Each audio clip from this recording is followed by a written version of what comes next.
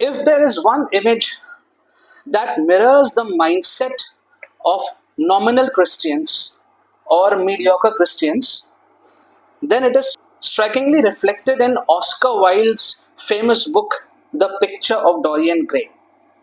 अगर कोई ऐसी छवि है जो नाम मात्र ईसाइयों की मानसिकता को प्रतिबिंबित करती है, तो वो ऑस्कर वाइल्ड की एक किताब है और उस किताब का नाम है the picture of Dorian grey या डोरियन ग्रे की तस्वीर.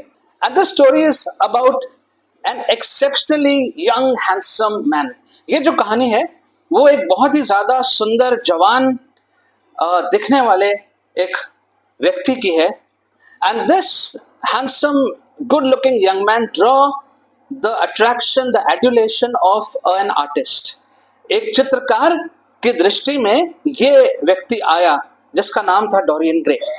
And this artist approached this young man and convinced him that he would make a portrait of him. इस चित्रकार ने इस जवान डोरियन को राजी कर लिया कि वो उसकी एक तस्वीर बना के उसको देगा. When the painting was completed and was presented to young Dorian, he became so fixated and enraptured by his own looks. जब उसको वो तस्वीर बना के दी गई तो अपने आप को उस तस्वीर में देख के वो इतना खुश हो गया और इतना प्रभावित और मंत्रमुग्ध हो गया अपनी ही तस्वीर को देख करके.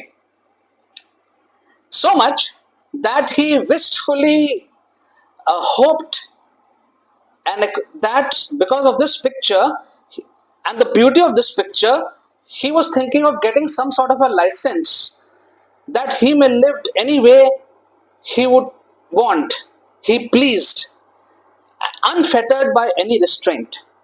उसको ऐसा मन में विचारने लगा कि ये तस्वीर इतनी अच्छी है मेरी कि काश कुछ ऐसा हो जाए कि मैं एक ऐसा जीवन व्यतीत करने पाऊं जिसका मर्जी का मैं मालिक हूं और किसी भी प्रकार से मेरी छवि खराब ना हो और अपनी इच्छा अनुसार जीवन में व्यतीत करता रहूं. And that the consequences of such living would mar the picture only but leave me unblemished. ऐसा उसने विचार किया कि जो भी मैं अपना जीवन व्यतीत करता हूं उसका जो भी परिणाम होता है अच्छा बुरा, उससे इस तस्वीर का रंग रूप बदल जाए, लेकिन मेरी जो छवि है, मेरा जो चेहरा है, उस पे मेरे जीवन पे कोई दाग ना आए. ही जस्ट विश्ड. उसने ऐसा सोचा. Dorian received his wish. उसका जो बात उसने मांगी वो पूरी हो गई. He lived a life of sensuality, indulgence and even murder. But his physical appearance was untainted. उसकी ये बात पूरी हो गई और उसने एक कामुकता का जीवन, भोग विलास का जीवन, यहाँ तक कि हत्या भी उसने करी, लेकिन उसका जो शारीरिक रूप था वो बिल्कुल नहीं बदला. वो देखने में वैसे ही सुंदर बना रहा. And the success of his duplicate lifestyle made him plunge into more wickedness. ये जो उसकी नकली जीवन शैली थी, जब उसने देखा कि ये तो काम कर रही है, तो फिर वो और ज्यादा जो था वो दुष्टता में जाता रहा. One day, alone and pensive, he uncovered that portrait that he had hidden for all these years. एक दिन अकेले में था, कुछ विचार कर रहा था और उसने उस तस्वीर को ढूंढा और उस पे से कपड़ा हटाया. And he found that the painting actually bore countless scars that represented his scandalous life. और उसने देखा कि उस तस्वीर पे इतने ज्यादा चोट थी, इतने ज्यादा निशान लगे हुए थे जो उसी के निंदनीय जीवन को दर्शा रहे थे. Afraid that this may get found out and all the incriminations of his this portrait is going to reveal, he buried it further into his storeroom, into his attic. उसको ये डर लग गया कि अब ये जो तस्वीर मेरी है इसको कोई देख लेगा अगर, तो मेरे बारे में सब लोगों को पता लग जाएगा कि मैं कैसा व्यक्ति हूं. तो उसने उस तस्वीर को और गहरे अपने जहां वो गोदाम में जाके उसने उसको छुपा दिया. But one day the painter found out that painting. एक दिन वो जो चित्रकार था जिसने बनाया था उसने उस तस्वीर को ढूंढ लिया। And he was overcome bye grief because he knew what दो स्कार्स मेंट। उस तस्वीर को बनाने वाले ने जब तस्वीर को देखा और वो सारे घावों को देखा चेहरे पे, तो वो समझ गया कि घाव क्यों आए हैं, और वो बहुत दुखी में आ गया। He confronted Dorian and implored him to change his life and seek God's forgiveness. उसने डोरियन का सामना किया और उससे कहा कि तुम अपने जीवन को बदलो और परमेश्वर से क्षमा प्राप्ति करो। He pleaded with Dorian. Dorian से उसने विनती करी, and he said, does it not say somewhere, come now, let us reason together, says the Lord. Though your sins are like scarlet, they shall be as white as snow. Though they are like crimson, they shall become like wool. And he was actually quoting Isaiah chapter 1 verse 18. तो उस painter ने, उस चित्रकार ने Dorian से कहा, आओ हम आपस में विचार करें। कहीं पे ऐसा लिखा हुआ है कि आओ आपस में विचार करें, यहोवा की यह वाणी है, तुम्हारे पाप चाहे लाल रंग के हो तो भी वे हिम के समान उजले हो जाएंगे, चाहे वो अर्गवान रंग की हो तो भी वो ऊन के समान उजले हो जाएंगे। और वो यशाया 1:18 की बात कर रहा था। In a fit of rage Dorian grabbed a knife and killed the painter and silenced his voice forever. उसको बहुत गुस्सा आया डोरियन को, और उसने एक छुरा उठाया और उसने उस चित्रकार को जान से मार दिया और उसकी आवाज को हमेशा के लिए खामोश कर दिया। This story reaches an emotional climax when Dorian is no longer able to bear the impact of that picture. ये कहानी एक भावनात्मक चरम सीमा पर पहुंच जाती है जब ये जो व्यक्ति डोरियन है, अब उस चित्र पर जितने निशान बने हुए थे, अब उसके प्रभाव को और वो सहन नहीं कर पा रहा था। And once again he draws out a knife and this time he wants to go and destroy the picture. इस बार उसने कहा कि मैं जाके अब इस तस्वीर को ही नाश कर दूंगा, and whatever visible reminder is there, I will of my wicked life, I will finish. और ये जो भी यादगारी रह गई है जो मेरे इस दुष्ट जीवन के बारे में बता रही है, मैं इस चित्र को खत्म कर दूंगा, मिटा दूंगा। The moment he thrust his knife into this portrait, his portrait, it returned back to its pristine beauty. But Dorian himself was stabbed to death lying on the floor. जैसे ही उसने उस चाकू को उस तस्वीर में मारा, वो तस्वीर अपनी उस मूल खूबसूरती में वापस लौट आई, लेकिन जो डोरियन था वो जमीन पर पड़ा हुआ था और वो चाकू उसके शरीर में था और उसकी मौत हो चुकी थी। और उस तस्वीर की जितनी भी बदसूरती थी वो अब डोरियन के चेहरे पे आ चुकी थी। So much that when his servants came after hearing that noise, they could not recognize Dorian. इतना ज्यादा कि जब डोरियन के नौकर वहां पे आए आवाज सुन के, तो वो डोरियन को देख के पहचान ही नहीं पाए। Now here's the question that we have to answer. Can an individual or a society live with complete disregard for a moral and spiritual center and not suffer from the wounds of wickedness?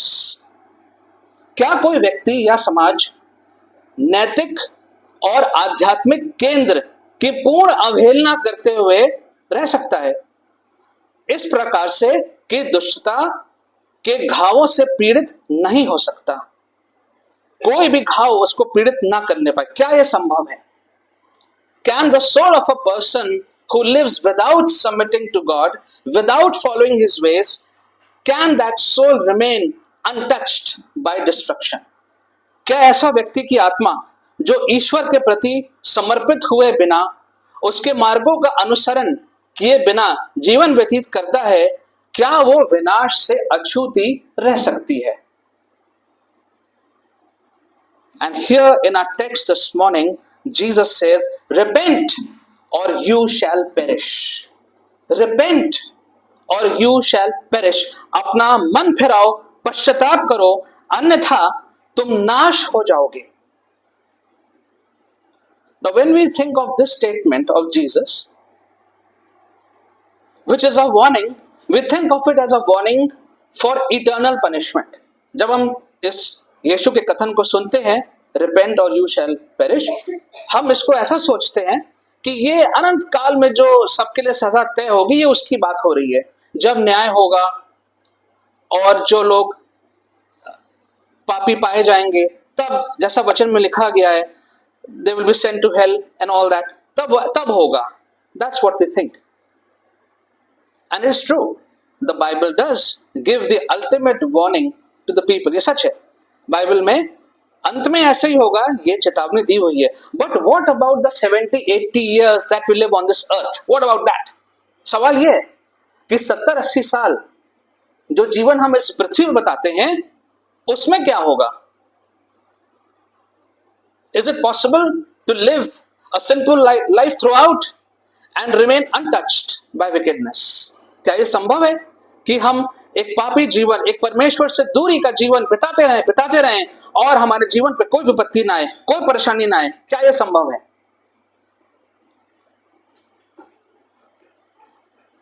Is that life subject to no correction or disciplining?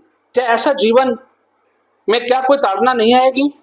क्या ऐसे जीवन को परमेश्वर सही नहीं करेगा?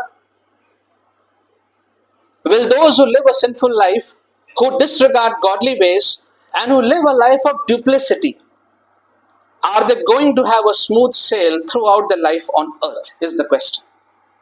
जो लोग दोहरा जीवन व्यतीत करते हैं, परमेश्वर से दूरी बना के रखते हैं, तो जब तक उनका जीवन इस पृथ्वी पर है, क्या उनका जीवन बहुत आराम से बीतेगा? यह सवाल हमारे सामने है।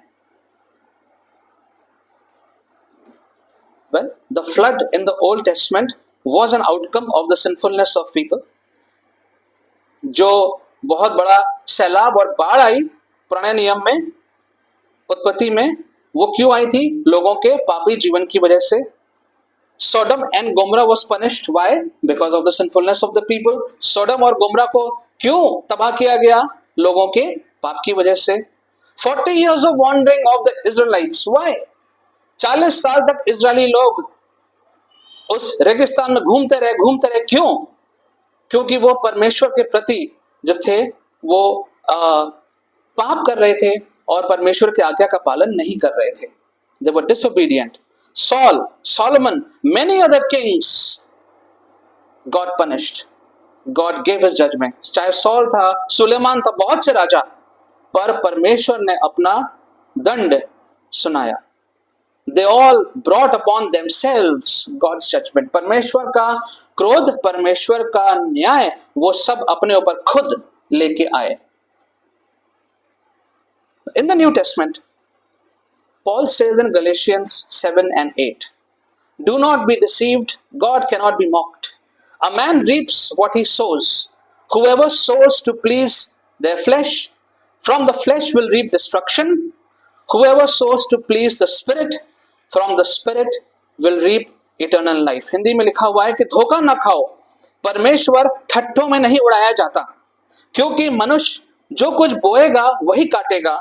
क्योंकि जो अपने शरीर के लिए बोता है वो शरीर के द्वारा विनाश की कटनी काटेगा, परंतु जो आत्मा के लिए बोता है वह आत्मा के द्वारा अनंत जीवन की कटनी काटेगा। Now this is not pointing towards karma, कि जैसे बोओगे वैसे काटोगे, you will reap what you sow. It sounds very close to karma, the doctrine of karma, जो हमारे भारतीय संस्कृति में और भारतीय दर्शन शास्त्र में जो कर्मा का नियम है, ये कर्मा की बात नहीं है। The law of karma, a core concept in Indian philosophy, essentially means that every action, whether thought, word or deed, has a corresponding consequence, and what you sow, that you will reap. जो कर्मा का नियम है भारतीय दर्शन शास्त्र के अनुसार, वो एक मुख्य अवधारणा है कि जिसका मतलब ये है कि प्रत्येक क्रिया, चाहे वो विचार से हो, चाहे वो शब्दों से हो, उसका एक संगत परिणाम आपको मिलेगा और आप जो बोएंगे वही काटेंगे। ये कर्मा का सिद्धांत कहता है। Can the cycle of karma be broken according to the Indian philosophy? जो भारतीय जो दर्शन शास्त्र है उसके हिसाब से क्या कर्मा का चक्र टूट सकता है? Yes. What they saying is that while the law of karma is often viewed as a continuous cycle, it is generally understood that it can be broken or transcended through personal growth, spiritual practices, and a shift in mindset, ultimately leading to liberation from the cycle of karma. कि कर्मा के जो नियम जो हैं वो एक सतत चक्र के रूप में देखे जाते हैं, और ये आमतौर से समझा जाता है कि इसे कैसे तोड़ सकते हैं? व्यक्तिगत विकास से, आध्यात्मिक अभ्यास से, मानसिकता में अगर बदलाव ले आए तो इन सब माध्यमों से हम इस चक्र को तोड़ सकते हैं. So it's all about what you should do to pull yourself out of this dark pit. Karma ये कहता है कि आपको क्या करना पड़ेगा ताकि आप उस गड्ढे में से अपने आप को निकाल लें. What does the Bible say? वचन क्या कहता है? इफिसियों 2:8 और 9, Ephesians 2:8 and 9. For it is by grace that you have been saved through faith, and it is not from yourselves, not by works. It is the gift of God, so that no one can boast. वचन ये कहता है इफिसियों में, क्योंकि विश्वास के द्वारा अनुग्रह से तुम्हारा उद्धार हुआ है, और ये तुम्हारी ओर से नहीं हुआ है वरन परमेश्वर का दान है, और ना ही कर्मों के कारण हुआ है, ताकि ऐसा ना हो कि कोई घमंड करे. So that's the biblical take when we talk about sowing and reaping. Isaiah 55:6 and 7. Isaiah says, seek the Lord while he may be found, call on him while he is near. Let the wicked forsake their ways, and the unrighteous their thoughts. Let them turn to the Lord, and he will have mercy on them. जब तक यहोवा मिल सकता है तब तक उसकी खोज करो, जब तक वो निकट है तब तक उसे पुकारो. दुष्ट अपने मार्ग और अधर्मी अपने विचार को त्याग दें, वे यहोवा की ओर फिरें और वह उन पर दया करेगा. So what have we reflected upon so far? अभी तक हमने किन बातों को देखा? हमने एक बहुत बड़ी शुरुआत में कहानी को देखा डोरियन ग्रे की, और कुछ पदों को देखा. We saw a brief story of Dorian Gray and a few verses. What have we reflected on so far? We can misjudge and misunderstand our status in Christ Jesus. ये मुमकिन है कि हम प्रभु यीशु में जो हमारी स्थिति है, जो हमारी जगह है, हम उसका गलत अनुमान लगा सकते हैं. We may become proud and arrogant and may take sin lightly just because we think we are a child of God, just because we read that we are a child of God. हो सकता है कि हम घमंडी और अहंकारी बन जाएं और पाप को हल्के में ले सकते हैं, the way Dorian did, just because we believe we are the children of God. क्योंकि हम परमेश्वर की संतान हैं, इसलिए हम ऐसा कर सकते हैं. We may partially or totally ignore the warnings and counsel of the Bible. हो सकता है हम थोड़ा थोड़ा करके या पूर्ण रूप से जो भी सलाह हमको वचन से मिलती है, शिक्षा मिलती है, हम उसको नजरअंदाज कर सकते हैं.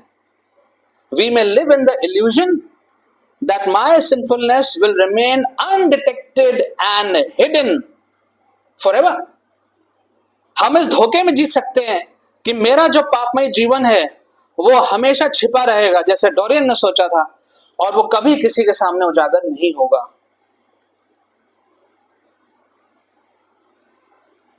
And we see that there is going to be no karma for me. Karma जैसा कि लोग सोचते हैं, भारत में सोचते हैं, ऐसा मेरे साथ नहीं होगा. वचन ऐसा नहीं बताता है. My good works cannot save me from the destruction I bring upon myself. मेरे अच्छे काम, भले काम, और जिन जिन चीजों से मैं सोचता हूं कि मेरे पाप धुल जाएंगे, किसी भी चीज से, इन चीजों से मैं उस विनाश को नहीं रोक पाऊंगा जो मेरे ऊपर मैं खुद अपने ऊपर लेके आऊंगा. And so now Jesus at this point gives a parable of the fig tree. परमेश्वर यहां पर एक अंजीर के पेड़ का एक दृष्टांत देते हैं. And it's a very familiar parable. बहुत ही जाना पहचाना ये दृष्टांत है. And Jesus uses this parable here to make his point. अपनी बात को अच्छे से बताने के लिए यीशु ने यहाँ पर इस दृष्टांत का प्रयोग किया है.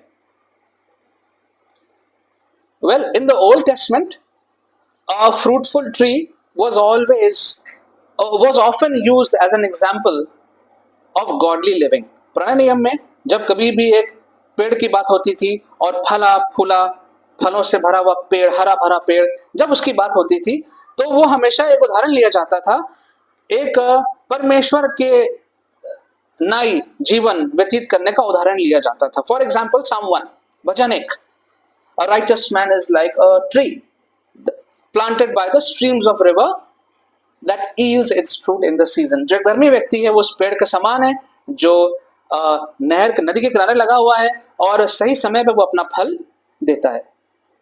Now for a fig tree, the understanding was that 6 years it took to bear the fruit. 6 साल लगते थे उसको, जब आपने उसको लगा दिया है और बड़े होने में 6 साल लगते थे कि उसमें फल आए. And it was not allowed to cut it for the first 3 years. पहले 3 सालों में उस पेड़ को काटने की अनुमति नहीं थी. And after that, if still there was no sign of any fruit, then the gardener could cut it off and some other plant could be planted in that place. अगर 3 साल तक उसमें फल ना आए तब अनुमति थी कि आप उसको काट दीजिए और फिर उसकी जगह पे कोई दूसरे पौधे को, पेड़ को लगा दीजिए. And this whole process of planting a tree, which Jesus is telling over here, is actually a very tedious procedure. ये बहुत ही ज़्यादा एक लंबा कार्य है एक पेड़ को लगाना और उसका ध्यान रखना, जैसे यहाँ बताया गया है. First of all you have to till the land. जो लोग को गांव का आइडिया है उन्हें सब पता है कैसे होता है. जिनको पेड़ पौधों में इंटरेस्ट है उनको पता है. You have to till the land, then you have to sow the seed, then you have to water it, take care of it, put fertilisers, then you have to wait day after day after day waiting for the fruit to come out. फिर आप इंतजार करेंगे सब कुछ करने के बाद कि कब इसमें फल आएगा. और अगर काफी समय निकल गया और अब उसमें फल नहीं आ रहा है, फिर आप क्या करेंगे? What will you do? You will cut it off and try something else, or just give up the idea कि भाई ये जो पेड़ है तो लगे नहीं रहा है, अब हम नहीं लगाएंगे इसको. I remember these days, we have this new concept of giving planters as gifts.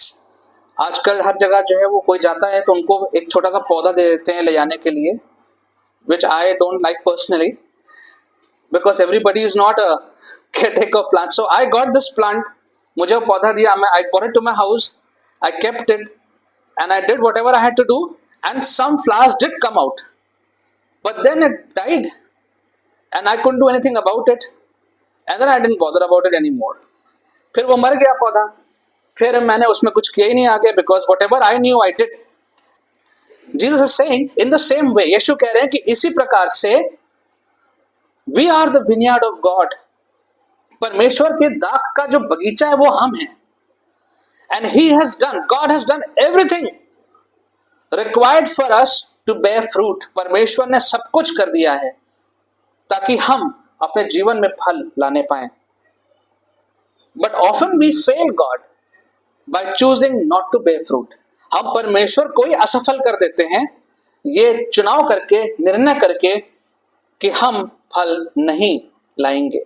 And then isn't God absolutely justified to cut out and burn down that vineyard? क्या ऐसे में परमेश्वर बिल्कुल पूर्ण रीति से ये न्याय की बात नहीं होगी कि वो हमें हटा दे, उस पूरे दाखरस के बगीचे को हटा दे, जला दे. Like the gardener in verse 8, 8वें पद में, Sir, the man replied, leave it alone for 1 more year and I'll dig around it and fertilize it. If it bears fruit next year, fine. If not, then cut it down. Before that, verse 7, So he said to the man who took care of the vineyard, "For 3 years now I have been coming to look for fruit on this fig tree, haven't found any. Cut it down. Why should it use up the soil?"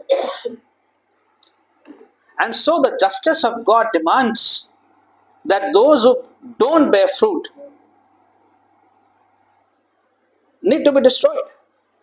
परमेश्वर का जो न्याय है वो तो ये मांग करता है कि जब फल नहीं आ रहा है बार बार तो फिर उनको हटा दिया जाए. But the love of God in the face of Jesus Christ gives us grace upon grace and opportunity to change. लेकिन उसी परमेश्वर का प्रेम जो हम यीशु मसीह में देखते हैं वो हमको बार बार अनुग्रह देता है और बार बार हमको मौका देता है कि हम बदलें. Jesus, like the gardener, digs around again and puts fertilizer. इस माली की तरह यीशु भी बार बार वो गड्ढा खोदता है, कोशिश करता है, खाद डालता है. And the Lord Jesus hangs on to us, hangs around us and gives us opportunity upon opportunity to repent and be fruitful. हमको प्रभु यीशु मसीह बार बार मौके देता है, बार बार क्षमा करता है कि हम भी अपने जीवन में फल लाएं और नए मौके का हम उपयोग करें. But if we fail to make that conscious effort and continue to live a life without any transformation, then we are all doomed to perish. Then nothing can be done. अगर ये फैसला ही हो चुका है कि नहीं, हम अपने उसी जीवन में चलते रहेंगे, नहीं बदलेंगे, the way Dorian did, तो फिर अंत में नाश ही होना है, फिर और कोई विकल्प हमारे सामने नहीं आएगा. But if we do claim to know Jesus as our Lord, then a visible change must be seen in our daily lives. अगर हम यीशु को मानते हैं, उसके पीछे चलने वाले हैं, तो फिर धीमे धीमे जैसे फल आना शुरू हो जाता है वैसे हमारे जीवन में भी परमेश्वर का बदलाव, परमेश्वर का रूप धीमे धीमे हमारे जीवन में भी आना चाहिए.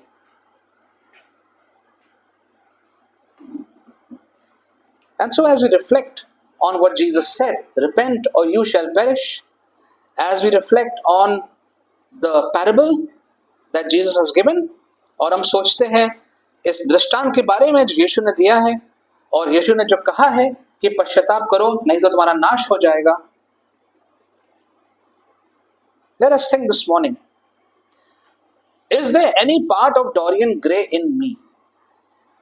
क्या इस डोरियन ग्रे का स्वभाव की कोई बात, व्यक्तित्व मेरे जीवन में तो नहीं है? Am I living a life of duplicity? क्या मेरा जीवन एक दोहरा जीवन है? Have I turned a blind eye to the Lord's commands? परमेश्वर की जो व्यवस्था है क्या उसके प्रति मैंने आंखों पे बिल्कुल पट्टी बांध ली है? Am I relishing this double life which is actually marring my spirit day by day? और ये जो दोहरा जीवन मेरा है, मैं इसमें कितना आनंद क्या प्राप्त कर रहा हूं जो मेरी आत्मा को दिन ब दिन चोटिल करता जा रहा है, लेकिन क्या मैं उसमें आनंद ले रहा हूं?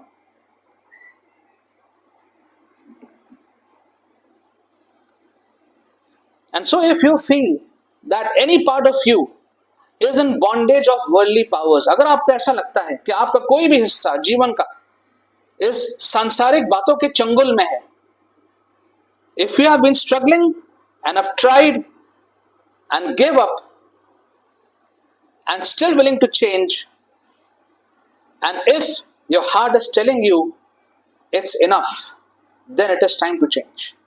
अगर आप इस बात से संघर्ष कर रहे हैं, वो कोई भी बात हो सकती है, आप संघर्ष कर रहे हैं और आपने कोशिश भी करी, फिर आपने उस बात को छोड़ दिया, फिर आपने कोशिश करी और आप करना चाहते हैं, उसको बदलना चाहते हैं अपने आप को, उस बात को, और अगर आपका दिल कह रहा है कि हाँ बस बहुत हो गया, तो यही समय है बदलने का. It is the time to change. This is what Jesus said in John 8:31 and 32. यीशु ने कहा, यूहन्ना 8:31 और 32 में कहा, Jesus said to the people who believed in him, you are truly my disciples if you remain faithful to my teachings, and you will know the truth, and the truth will set you free. यीशु ने उन लोगों से कहा जो उस पर विश्वास करते थे, कहा यदि तुम मेरी शिक्षाओं पर विश्वास रखोगे तो तुम सचमुच मेरे चेले हो और तुम सत्य को जानोगे और सत्य तुम्हें स्वतंत्र करेगा। The story of Dorian Gray is unfortunate. Dorian की जो कहानी है बहुत दुखद है। That life could have been such a beautiful life, it could have been a blessing for others. वो जीवन डोरियन ग्रे का एक बहुत ही ज्यादा अच्छा जीवन बन सकता था, औरों के लिए कितना आशीष का कारण बन सकता था। It was such a sad grief for the painter, जिसने उसको बनाया था, उसकी तस्वीर बनाई थी, उसके लिए कितना दुखद था। And this story has striking parallels with the story of our Lord Jesus Christ, with the gospel. That when Jesus came and to preach among his own people, they killed him. जिसके बीच में वो आया, लोगों ने उसी को जान से मार दिया। Well, let Jesus free you from whatever has held you captive till today. जिस भी बात ने आपको अभी तक अपने चंगुल में रखा है, कब्जे में रखा है, यीशु आपको उस बात से मुक्त करे। Let's pray. Father, we want to thank you that your words are very clear and you speak directly to our heart and our spirit. परमेश्वर, आपके शब्द बहुत स्पष्ट हैं और आप बहुत स्पष्ट रीति से हमारे हृदयों से, हमारी आत्मा से बात करें। This morning, Lord, you are telling us very clearly that there is no middle path. प्रभु जी, आज आप हमको बता रहे हैं बहुत स्पष्ट रीति से कि बीच का कोई भी रास्ता नहीं है। Lord, you are telling us that we need to look into our own lives and we need to repent. परमेश्वर, आज आप हमको बता रहे हैं कि हमें अपने जीवनों में झांकना है, देखना है और पश्चाताप करना है। Lord, there is no way we can hide. There is no way we can pretend because you know everything. प्रभु जी, कोई भी तरीका नहीं है कि हम उसको छुपाएं, कोई भी तरीका नहीं कि हम बच जाएं इस दोहरे जीवन को व्यतीत करते करते। प्रभु, आप सब जानते हैं। Help us, Lord, today that all of us will submit ourselves to you, come to you as we are. हम आज आपके सामने आने पाए जैसे हैं, जिस अवस्था में हैं वैसे ही आने पाए, because you accept us just the way we are. आप हमें ग्रहण करते हैं हम जैसे भी अवस्था में हैं। And then, Lord, you change us. You restore to us that pristine beauty, the beauty of Jesus. आप हमारे अंदर वो नई व्यक्तित्व डाल देते हैं, एक नई जान डाल देते हैं जो यीशु के द्वारा आती है। Help us, Lord, to reflect and continue to reflect as we still are going through the season of repentance, of reflection and of drawing closer to you. हम जब इस समय से गुजर रहे हैं प्रभु, जब हम अध्ययन कर रहे हैं, पश्चाताप कर रहे हैं, वचनों को सुन रहे हैं, help us, Lord, that by the time we reach the Passion Week and Good Friday and Easter, it will not just be another one and be forgotten for another year. प्रभु जी, जब हम गुड फ्राइडे, ईस्टर तक पहुंचे तो ऐसा ना हो कि ये भी एक और साल जुड़ जाए और फिर हम एक साल के लिए सब भूल जाएं। Help us, Lord, to be really drawn closer to you and to really long and receive that original beauty that you intended for us. प्रभु जी, हम आपके प्राप्त करने के लिए तत्पर रहें, ढूंढते रहें और आपकी उस मूल व्यक्तित्व, पवित्रता, सुंदरता जो आपने हमारे लिए रखी है उसको हम प्राप्त करने पाए। In Jesus' name we pray.